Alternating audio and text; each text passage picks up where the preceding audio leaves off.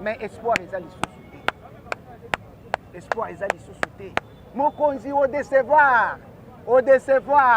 Kabila nyokoli biso. Kabila beti biso. Kabila lesi biso mabanga. Kabila lesi biso pilipili. Tondimaka yango. Avec l'espoir que l'IDPS au pouvoir. Peuple qui se retrouver. Mais aujourd'hui, quel est ce peuple-là? Pour la fête. Comment ça se fait?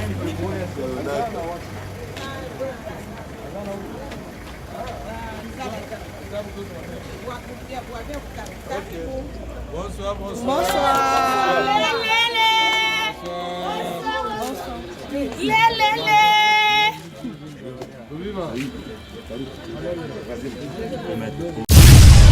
Motuneti kamera po nanga alingaki abimata aboma juge awat mokili mobimbe egangaki sikoyo lelo famille ya juge wana soki bazolanda lelo ke kamera aza libanda bakomona ke justice eza banal directeur ya kamere nazosepela nango te mokonzi ya mboka premier citoyen eloko biso lepere abundelaki état de droit état de droit ngaloba teke ya moto ayibi akoti boloko asali keke mwa abimi wana eza état de droit te tozosilika mabe bakombata ide mpesi tozosilika mabe tozosepela eloko wana te chef de l'état tozosengaka kamere azongaka na boloko wana tozosepela eloko kamere kobima ye libanda toza na confiance na ye te tozosepela te wana eza état de droit te wana état de droit te wana ekomi bafanti. En tout cas, merci beaucoup.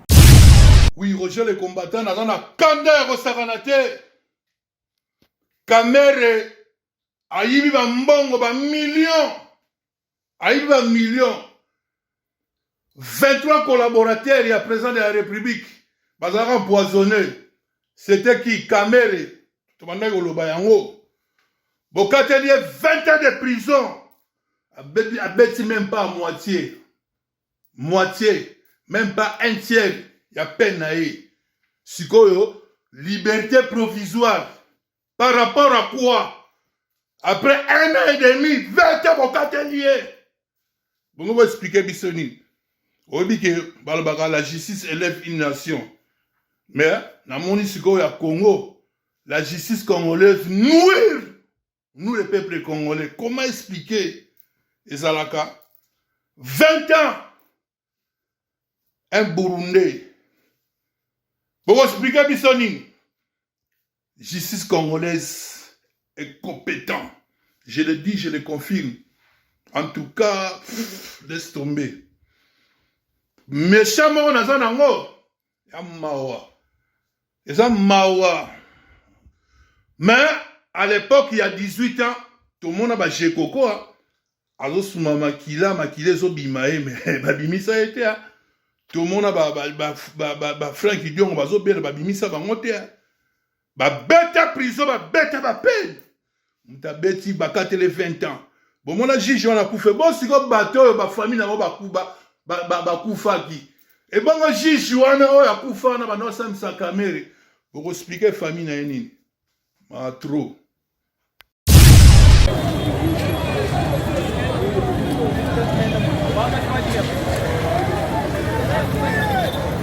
awa tozomona moto pembeni ya station na Kabamba bakombata basiliki mpo na ntina babimisi kamere akobima na prison te kamere akobima na prison mpo na nini nde yango wana omoni bakombata bapelisi moto awa na Kabinda awa na mpo ya bokasa Kabinda moto eza ya kopela mituka eleka lisusu te eza ya koyinda na bokasa Kabamba awa bokasa Kabamba batie moto awa na ndenge babimisi kamere nde yango wana peuple ya basiliki bapelisi moto pona likambo ya kamere akobima boye te na prison nde yango wana bapeuple basiliki batie moto batumba biloko bapine. Mbote na bino, mbote bana tu ya Ave Maria Télévision. Good morning, bonjour, betwabo, jambo, ibwebenu, bampangi na muno alizolo. Donc nazarane sengo mingi, so na ebi ki Abed Kitenge azad derrière la caméra ya Ave Maria TV, ngai Ahmed Mukendi devant la caméra, oeza kop na biso. Boulot la biso totangi la classe to atele ko ba chroniqueur ko vandio la muki ko mi journaliste non biso to kenda classe totangi la ba chic to ba diplôme patati patata pour ne pas faire la publicité ya ngone to la rane sengo mingi ya ko servir bino ndenge les arabino Ave Maria Télévision si photo défendre Yvette Kalombo on va le faire mais si photo le bela pemboka to le bela yango donc eza chaîne ya ba diversité on parle de la politique on parle de la culture, on parle du sport, on parle de la société. Donc tout le monde a une facette parce que Yvette Kalombo est congolaise, ceux qui vont s'attaquer à une congolaise digne de son nom, tout défendra payer. Mais s'il faut aussi parler, si vous voyez le décor qui est derrière moi, dans la 10e rue, temple de la démocratie, c'est le parti politique qui a vu le président de la République naître. Donc Mboka est dirigé par UDPS. Pourquoi? Parce que le président de la République, Félix Antoine Tshilombo Tshisekedi, Fatih Betomou Kwantombolo, Azamou na UDPS. Toye a un temple de la démocratie. Pourquoi? Parce que actualité, ils ont un Mboka, Marambouya état de siège, Marambouya entrée à soldats ougandais na RDC pour Bachabiso Maboko to traquer ba FDLR. Marambouya belé ba libération et banani mais likambu o ningisi qui tata depuis hier dans 23h et ali libération il y a Vital Kamerhe Lwakalingidi dit pacificateur. Dans un moment, on a dans un moment où Abed quitte Simbi Caméra, Vital Kamerhe, il est chez lui à la maison. Bah, libéré depuis hier, bah, pessier, liberté provisoire dans la cour de cassation. Liberté provisoire conditionnée, mais ça reste une libération. Parce qu'Asuna Makalate, il est chez lui à la maison, il va respirer l'air de la liberté. Donc, on attend la démocratie. Pourquoi? Parce que c'est l'UDPS qui dirige. Est-ce que l'UDPS était au courant de ce qui s'est fait? Donc, quand je parle de l'UDPS, je vais directement le président de la République. Il a été informé par rapport à ce qui s'est fait. Batubazo, Loba Loba. Les réactions émanent de partout. Partout dans le monde entier, Bazo Lobé, la liberté, les libérations et à Vital Kamerhe. Les autres crient à la déception. Les autres crient à la réjouissance. On se réjouit, VK, il est maintenant, VK est maintenant homme libre. Le président de la République a trahir la population. Le président de la République a trahir base. Il y a un monde qui awa dans la 10e rue limitée. Tous ont précision, tous ont réaction et combattants par rapport à la libération à Vital Kamerhe. Que pensent les combattants? Les combattants vont penser nini? Ça lit bien, tout ça lit bien. Donc avant de continuer, que prévoit la loi par rapport à dossier à Vital Kamerhe. Donc, selon l'article 47, alinéa 5 à 8 de la loi 13-0010 du 19 février 2014 relative à la procédure devant la Cour de cassation, la mise en liberté provisoire de Vital Kamerhe est légale. Selon la loi, selon l'article 47, alinéa 5 à 8, la loi de la loi 13-0010 du 19 février 2014, liberté provisoire à Kamerhe est légale. Toutefois, les condamnés qui se trouvent en état de détention préventive ou dont l'arrestation a été ordonnée par la juridiction d'appel ou par le ministère public, près de cette juridiction peut introduire devant la Cour de cassation une requête de mise en liberté ou de mise en liberté provisoire avec ou sans cautionnement. Liberté à Vital Kamerhe est cautionné. Le juge de la Cour de cassation s'est basé dans le bulletin de santé. Le santé est un peu chronique, il est libéré. Mais le j'ai Koko Moulumba sans amakila la prison, 18 ans passés, c'est qui John Mindonga la Belaki, c'est qui tous les combattants, les combattants ont sa idée na bango, ndeko mbote. Mbote papa. Vital Kamerhe libanda. Bino ala IDPS boembe ondeni. Mais misusu bazoloba ote basali négociation na chef de l'état te makamba Vital Kamerhe eza likambu ya l'état.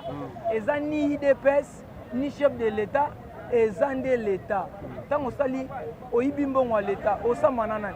Esa ba ote chef de l'état liboso. Ozoti IDPS batelo liboso samba na jamais osamba kana l'état makambo ya Kamerhe eza makambo ya l'état. Tango soka ta Kamerhe malgré toi yibaki mbongo ya Congo mobimba. Soka yo négocier na l'état, c'est l'état kangira na makasi. Asani ate muto négocier, ko négocier na ngasani ni na récupérer oyanga bozui.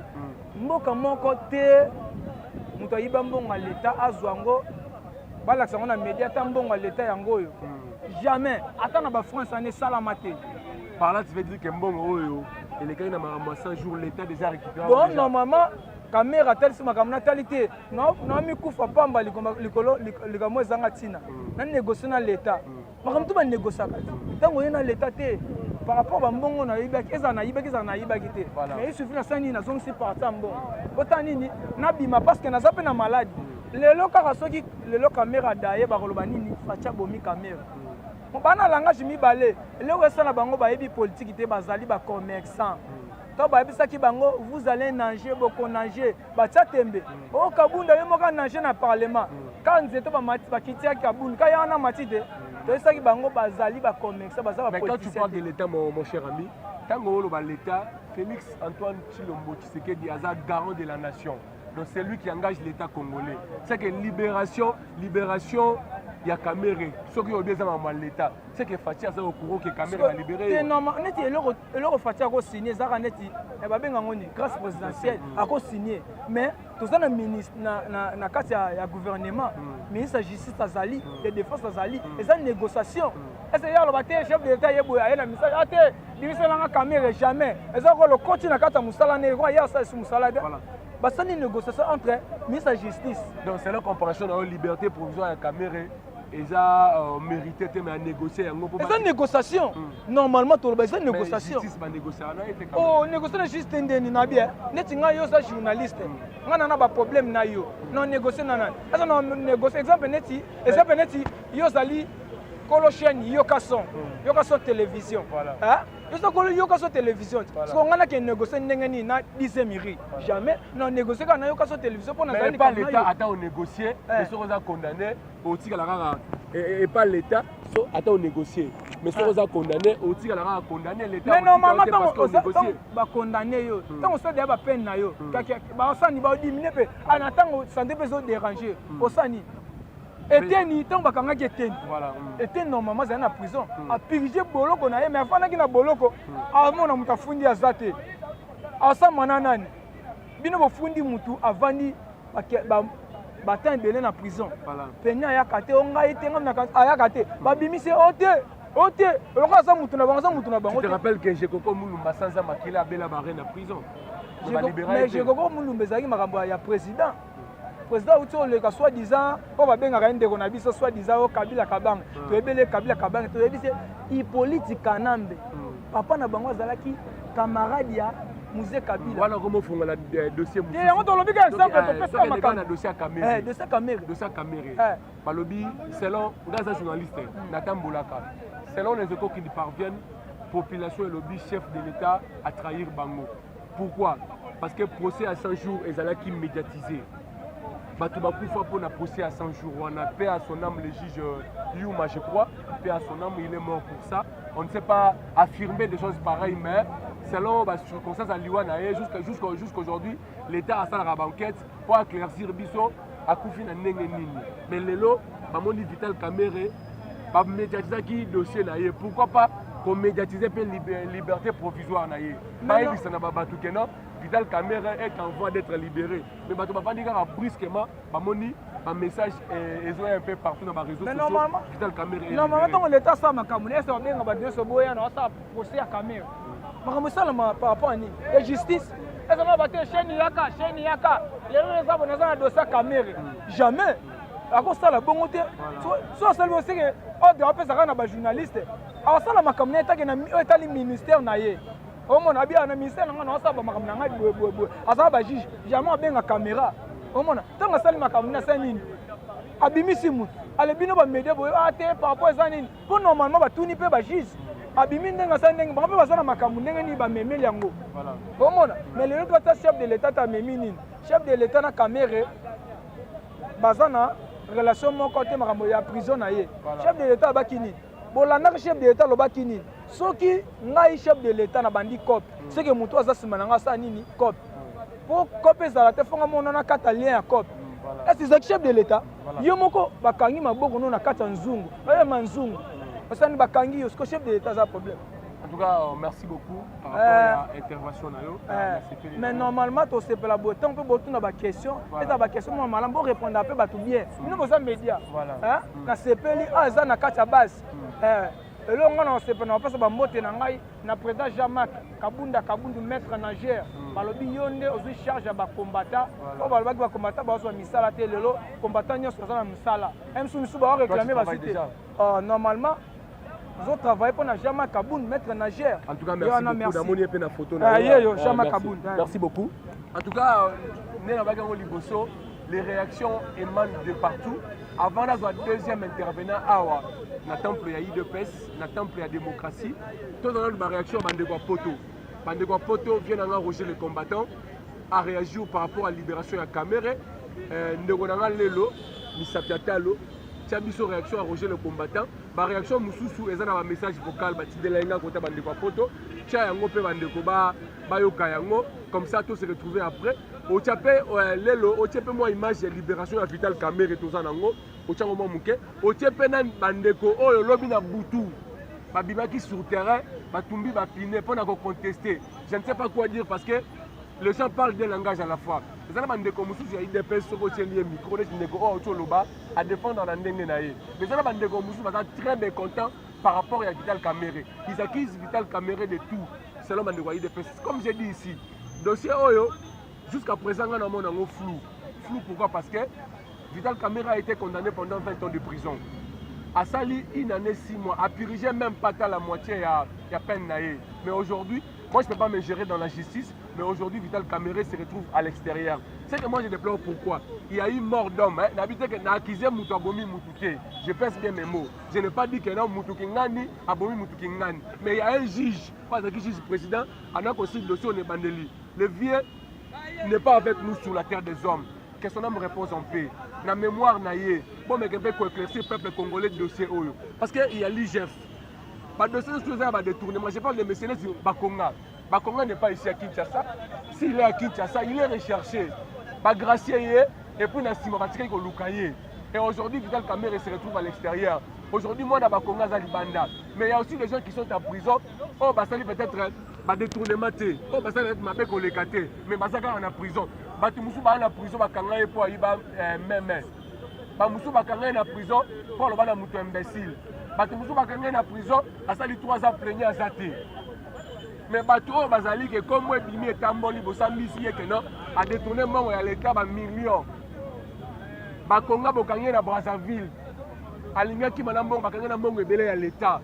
On s'est retrouvé en liberté provisoire. On s'est retrouvé comme Bango. Mais en tout cas, des fois ça me fait mal. Mais Bato Baza tout autour, il y a Mokonjambo Kabo et des chefs de l'État. Bon, et des chefs de l'État. Ils gèrent une nation. RDC est plus de 90 millions d'habitants.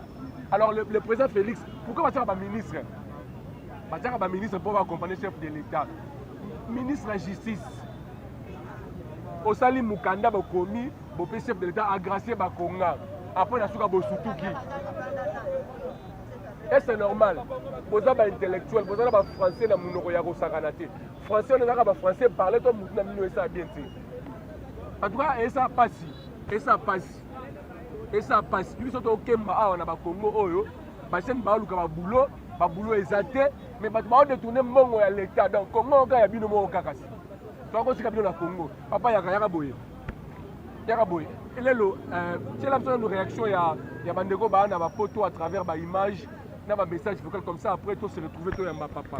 Oui, Roger le combattant, dans un Kander au Saranate, Kamere, Aïbi va mbongo, va millions, Aïbi va millions, 23 collaborateurs, il y a présent de la République, Bazara empoisonné, c'était qui? Kamere, tout le monde est au Lobayango. Bokateli 20 ans de prison. Abeti même pas à moitié. Moitié. Même pas un tiers. Il y a peine à y. Sikoyo, liberté provisoire.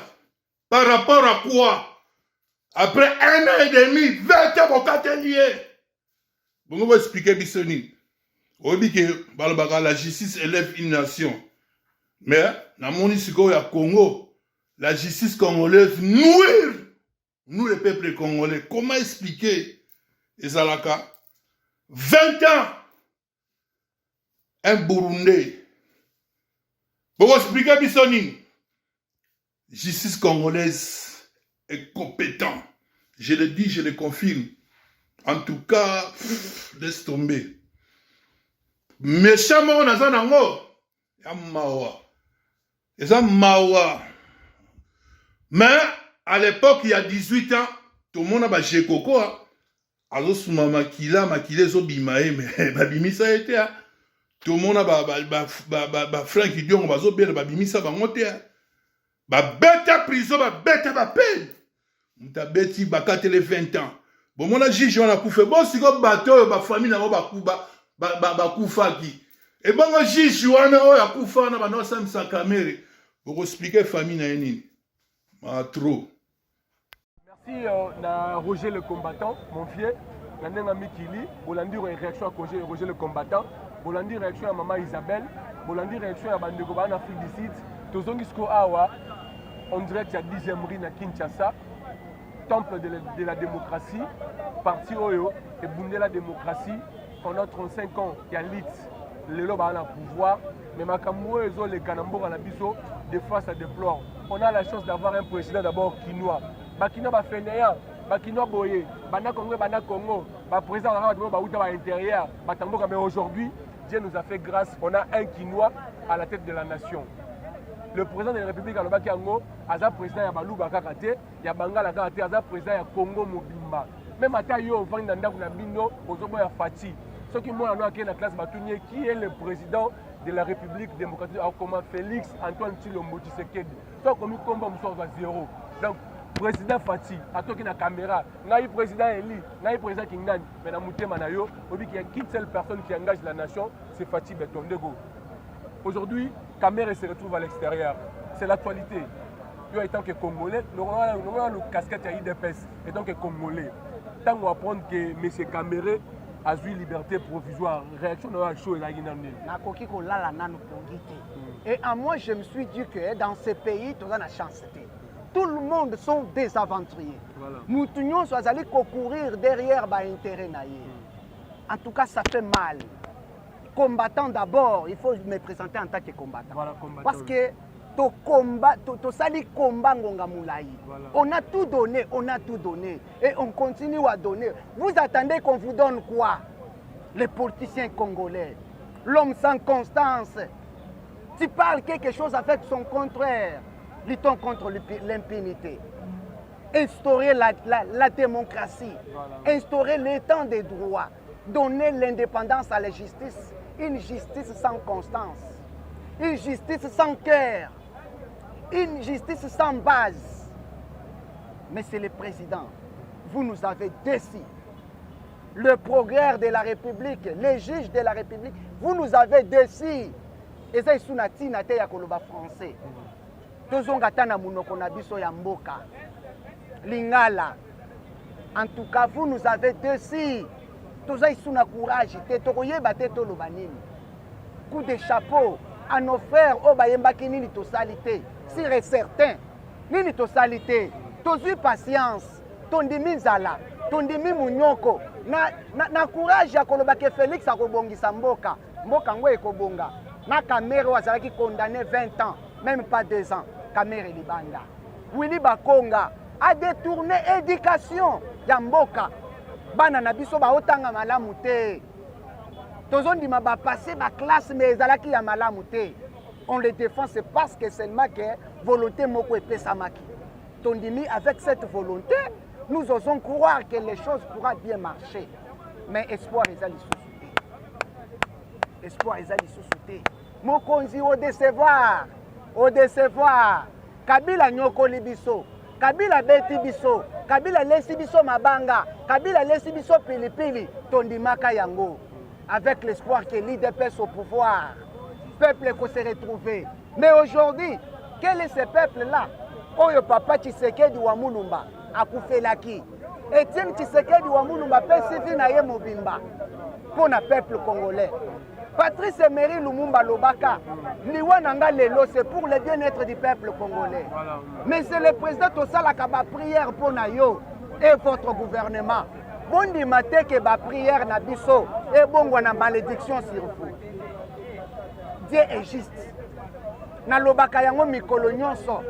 Même dans mon parlement debout polele polele, je l'ai toujours dit que bozotambola na mituka ya climatiseur bolalaka na bandako ba climatiseur mais likolo na lifelo climatiseur ekozala te yiba na yo c'est votre temps mais vous l'empayera. Il y a un temps pour tout. Kabila a régné aujourd'hui à Saté. S'il vous plaît, mais c'est le président Kolinga Koboma IDPS-T. IDPS est un état d'esprit. Seul espoir au peuple congolais, c'est l'IDPS. Mais aujourd'hui, l'IDPS a lutter contre l'impunité. Tozali ko participer à une catastrophe grave. Oyo keba konzi tozana bango lelo. Bazali koko sabiso ke tozali ko bundela lutte contre impunité, mais bazali ko sala sambla ezo salema. Batu bazo yiba. Boko sibiso ke bakangi bango mbongo ezo ngakate. Bozo kimisa bango na kuku, bakena bango na bapoto, boza na bandaku bosomba na Afrique du Sud. Botonga biloko ya malamu kuna. Mais ici awa tozalaka na ba bijou na République te. Voilà. Tozo ko samana babar. Bozo ko sabiso na ba supermarché. C'est de l'aventure. Mais boyeba, papa Tshisekedi alobaka que peuple ko se prendre en charge. Les jours où le peuple ko se prendre en charge. Boyeba ke ba généraux to komona binoté. To ko sala coalition avec la police et les soldats. Uniquement pour na ko kanga ba politiciens, vous les politiciens. Banda kuna bino to ko taka yango un jour. En tout cas, merci beaucoup. Pour na kolongo la bino pe ko yebisa bino makambo sali nini. Et si le peuple se prendre en charge, en tout cas, s'il vous plaît. Un message si fort, rempli du patriotisme. Je vais dire une chose. Il est combattant, ils sont des combattants, mais chacun a sa façon de voir des choses. Dans le réaction, il y a Moutou personnellement. Je ne demande pas la réaction d'un combattant en général. Je demande la réaction d'une personne en particulier. Donc Moutou à côté de Maawa, à sa combattant, mais pour d'ailleurs Monique libération à Caméra, c'est normal. Il va défendre son opinion. Moutou à côté de Maawa, à sa combattant, mais Monique libération à Caméra, c'est normal. Il va défendre son opinion. Moi, je suis qu'un journaliste. Je pose ici une question.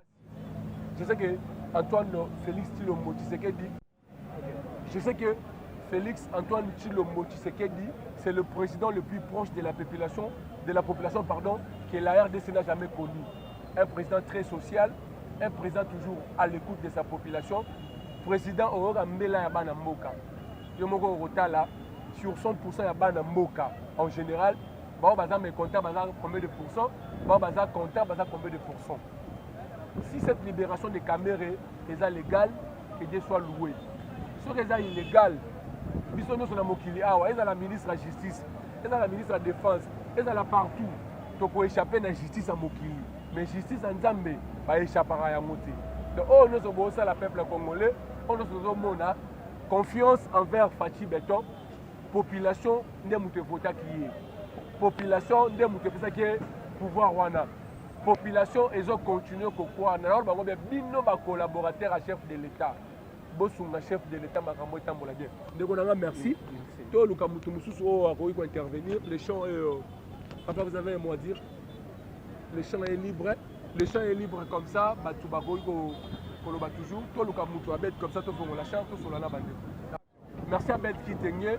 Bon moni kutu na se ambula les hommes menacés, mais biso pas la misala ya population. Moi, ma contribution dans ces pays, c'est quoi? La guitare sur le terrain pour informer. On ne vit pas de rumeurs.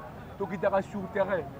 Donc, guitare sur le terrain. Nous avons lobby, ministre de la Justice, ministre de Kingani, ministre de surtout va s'occuper de ma camboué, la condamnation et autres. Bosungambo na biso, bozaba itelo. Ba français a bien eu manamuno na bino. Bozola ta propre. Vous reflétez une belle image ya bino moko. Bosale la mboka na bosembo. Bosale la mboka na bosolo. Kota la niveau ba classe bino botanga. Ba erreur o bosala et ça follow et la erreur c'est la pour faire ça volontairement. Kota nguyo mine mutu osoki procureur azua komiko mo ya Willy Bakonga. Aya na mona ministère na yo ministre de la justice otali. Obi kota nga Willy Bakonga. Tango ozo signer to kota na président ba signer pa ministre Willy Bakonga. Surtout quand la cimatière qui est au salaire qui est au suspens dans ma touté, au salaire volontairement. Bon, et puis Kotanga, Nego. Actualité Zali, Nego Vital Kamere, procès à 100 jours. Vous avez bien aussi. Allez bien, vraiment. Le nom de Nego Vital Kamere, a eu liberté provisoire conditionnée. Malgré ça, ils ont la liberté. Yo yamba ke munene. On est à aventure na bango basalaka. On est ça na babilo banda kala. Parce que son tali to bandina na batia ya OVD. Ba wenga et consort. Bango pe baza bafoneur et baza ebele o bakanga bango. Mais toyebaki ke ndenge bakangi bango eza par rapport ya toyoki kaka bango nde bayebisaka biso kaka ba français. Mais biso toyebaka français te bango nde bayebi français batanga ngo bien baza ba intelligent baza ba sage ndenge ba mibengaka. Mais biso totikala ondima bilo wana te. Mais ezokamwisanga makasi. Même si eza conditionné oui bakonga bimaka ndeni balobaka eza conditionné ou bien balobaka eza grâce présidentielle à place wana il faut toyeba. Parce que eza kobelisa vraiment ba réflexion ya ba congolais parce que congolais ndenge aza boye aza na kanda ya nini parce que aza na besoin ya changement parce que soko tali mukolo bakangaka ndeko Vital Kamerhe bato basepela mais malgré bachaka ba politique balobi eza acharnement ndenge bapesaka bakombo nyonso wana mais population sepela lobi kaka ke non bakangi Kamerhe akoti na makala parce que aza moyibi. Mais ya kokamo eza ke babimisi bato ya foner babimisi toyoka histoire de journaliste oyebi pe histoire wana bien ntango babimisaka moto ya raubang mais alobi ke ngai na mbongo wana tushaka na osala nini nazozongisa bato nyonso balobi bon ndele wana andimi kozongisa mbongo mais ndeko Kamerhe toyebi soki eza malgré vis-à-vis ya mutuna eseke makambo koloba eza ebele eza vraiment émission te eza par rapport ya mutuna ndenge ozotuna mais pourquoi bazosala biloko wana c'est que toyoko comprendre que justice toza na justice na moko na biso ndeko journaliste toza na justice te parce que lelo tokoloba parce que toza na liberté d'expression liberté des opinions ezali neti ndenge eza boye nakoloba ke Félix oza yo oza complice na babiloko wana ndenge ezosalema parce que tobanda sikoyo tozwa lisusu makambo ya balabala tobanda kokotela lisusu bajuge wana na bandako na bango tokoteli procureur Kingali tokotela bango tokoboma yo te tokoyaka liboso na ye totieka pine oyo akozala mpe par rapport ya bamartyre bakufaki okokende mpe parce que tomoni bato ebele bakufaka na babiloko bato bakufi mpona tolobaka ndenge tozoloba boye bato bakufaka ndeko journaliste.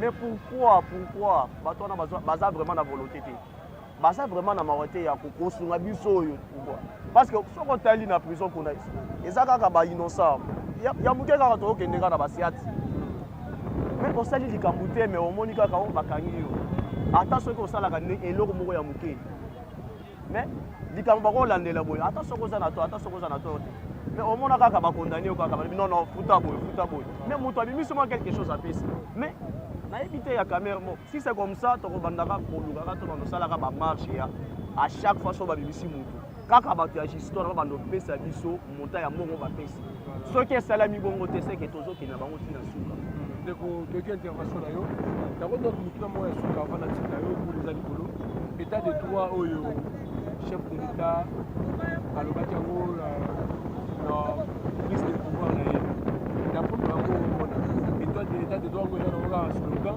to makambo oyo esalema ezorepete vraiment état de droit.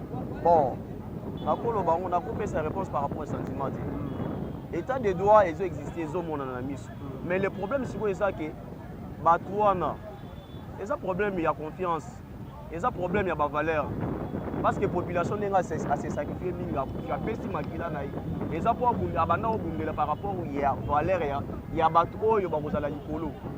Mais ce n'est pas facile ndeko ce n'est pas facile parce que na mutuna na yo ndenge otuninga réponse na kopesa ke état de droit ezoexiste mais par rapport ya nini parce que liberté eza osentir vraiment que population azopesa makanisi na ndenge esengeli mais siko par rapport ya état de droit ezaka na côté ya population par rapport ya liberté d'expression mais siko bango baza likolo kuna wana eza état de droit te wana eza kaka mwana mai boye na boye ndeko makambo eza ebele eza na bato ebele neti na présidence wana bakende bazokende koinfluencer neti justice wana soko otali nazoloba biloko wana na sens au contraire par rapport ya koexpliquer par rapport ya mutuna mais yango wana nde nayebi soki makambo wana eza likolo kuna eza mpona biso bapopulation te. En tout cas merci beaucoup ndeko nazwa contact na yo tosalaka mwa émission oexpliquer makambo ebele oza nango etant que congolais. Merci beaucoup. Merci Abed Kitenge. J'avais voulu que toi faire intervenir maman viens un peu toi qui n'est pas maman la mona qui la mona rappelle maman un peu moins courageuse toi tu n'as qu'à moi question kaka